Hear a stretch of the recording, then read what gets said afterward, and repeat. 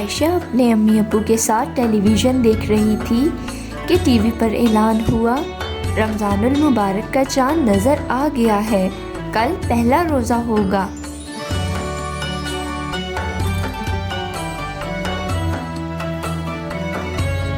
عائشہ اپنی امی سے پوچھنے لگی، امی جان، یہ رمضان کیا ہوتا ہے؟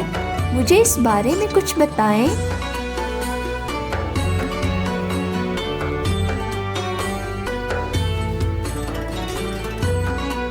امی جان نے بتایا، اللہ نے سال کے ایک خاص مہینے میں مسلمانوں پر روزے فرض کیے ہیں، اس مہینے کو رمضان کہتے ہیں۔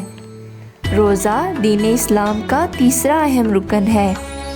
اللہ تعالیٰ کی خوشی حاصل کرنے کے لیے اذان فجر سے اذان مغرب تک خود کو کھانے پینے سے اور برے کاموں سے روکے رکھنے کا نام روزہ ہے۔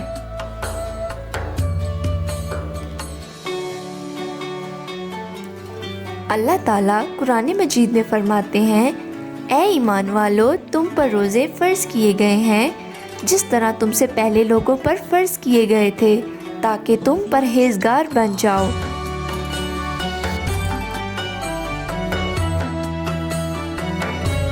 رمضان المبارک کے مہینے میں اللہ تعالیٰ شیطان کو قید کر دیتے ہیں۔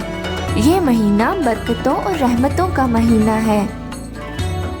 اس مہینے میں ایک خاص رات ہے جسے لیلۃ القدر کہتے ہیں۔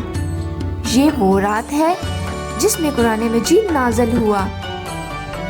پیارے بچوں، رمضان کے روزے رکھنے کا مطلب یہ نہیں کہ اللہ تعالیٰ ہمیں بھوکا پیاسا رکھنا چاہتا ہے، بلکہ اس کا مقصد یہ ہے کہ ہم اللہ تعالیٰ کی محبت اور فرما برداری میں پورا مہینہ بھوکا پیاسا رہ کر اس کے ہر حکم کی تعمیل کرنے کو تیار ہیں۔